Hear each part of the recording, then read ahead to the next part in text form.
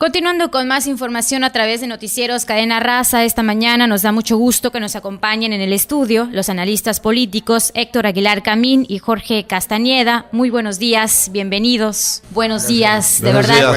Un gusto que nos acompañen en el estudio esta mañana.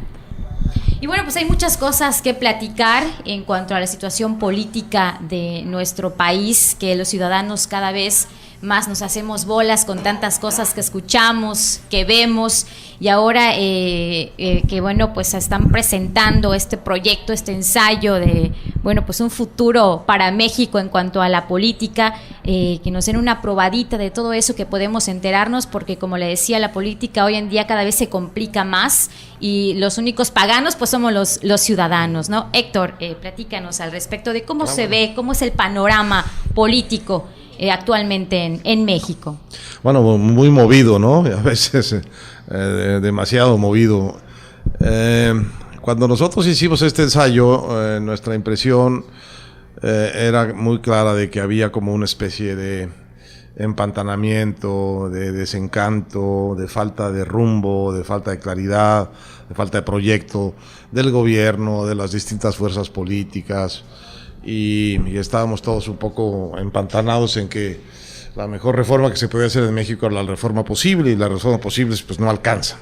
Entonces lo que tratamos de hacer es de responder unas cuantas preguntas con claridad y decir con claridad lo que nosotros pensábamos que había que cambiar en México, que había que hacer para crecer económicamente, en dónde estaban nuestras oportunidades en el mundo globalizado en que vivimos. Pensábamos que en Norteamérica más que en Latinoamérica. ¿Qué hacer para poner un piso de seguridad social universal para los mexicanos? Tener una sociedad más equitativa, no solo más próspera, sino también más equitativa. Y por último, ¿qué reformas políticas son las que hacen falta hacer para poder tomar esas decisiones, otras que atentan contra muchos intereses? Y para nuestra sorpresa, la verdad es que hemos visto muy rápido ponerse en discusión el tema de las reformas políticas, que están muy calientes y muy avanzadas ya en su formulación por las distintas fuerzas políticas. Entonces pensamos que en este momento hay la oportunidad de hacer reformas políticas, pero al mismo tiempo, con el tema de las alianzas y el pleito a que ha dado lugar el tema de las alianzas políticas del PAN con el PRD, pues está un poco en entredicho, ¿no? Si el PRI va a colaborar bien con el gobierno para la reforma política, o si las alianzas políticas van a reventar la posibilidad de la reforma, y en eso estamos un poco, ¿no? Jorge Castañeda, ahora que se toca este tema de las alianzas y de estos acuerdos que de repente los ciudadanos nos vamos enterando, como por ejemplo la firma de los dirigentes del PRI y del PAN, ¿qué tan afectados podemos salir los ciudadanos en este tipo de acuerdos que se llevan en esas cúpulas de los partidos políticos, o qué tan beneficiados podremos salir al respecto? Bueno, yo creo que hay que verlo de dos maneras, Wendy. Es decir, por un lado, esos acuerdos secretos con testigos de honor, casi ante notario, en las cavernas, pues en lo oscurito, en las catacumbas de la Secretaría de Gobernación, en los sótanos, ¿no? Pueden parecer muy misteriosos, muy reprobables y muy negativos, alejados de la ciudadanía. Pero también es cierto que, por ejemplo, estado por estado, las negociaciones entre el PAN y el PRD para lograr estas alianzas en Oaxaca, Puebla, Hidalgo, Sinaloa, Durango, Quintana Roo ahora, se han hecho en la plaza pública, quizás en exceso, es decir, quizás están llegando a un exceso de transparencia y de publicidad para negociaciones que a veces tienen que ser un poquito más discretas hasta que se llegue al acuerdo. Entonces creo que hay que contrabalancear las dos cosas. Sí hay esos acuerdos que desde todo punto de vista creo que son no reprobables en sí, son la esencia de la política, pero huelen feo.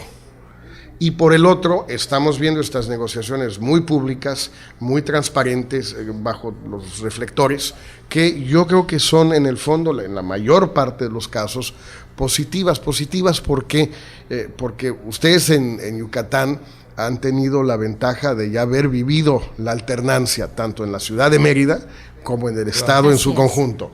Y bueno, pues ustedes pueden decir, bueno, ya sabemos lo que vale y lo que no vale, qué tanto se gana con la alternancia, qué tanto se queda pendiente con la alternancia, pero ustedes, como todos los mexicanos a nivel nacional, tenemos el privilegio de ya haber vivido eso.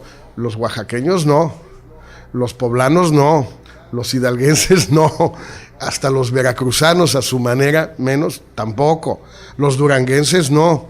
Entonces, un poquito, ¿quiénes somos nosotros, ustedes los yucatecos y nosotros los chilangos, que sí hemos ya probado de esas, como diría Fidel Castro, esas mieles de la alternancia? Pues ¿quiénes somos nosotros? ¿Con qué cara, con qué ropa les reclamamos a los otros que estén buscando cómo lograr lo que nosotros ya obtenimos hace algunos años?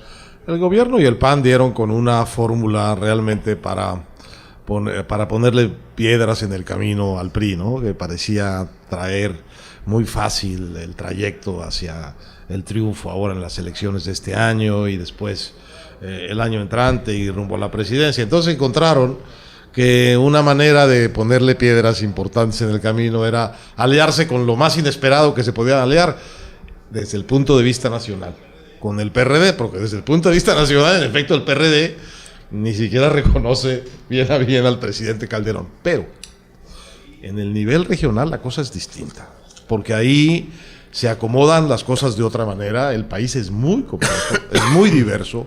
Yo empiezo a decir cada vez más que este es un país continente, porque entre más maduran las regiones, más fuerte y más potente es la diversidad. Realmente las diferencias entre los estados son tremendas. Entonces, visto desde el nivel regional,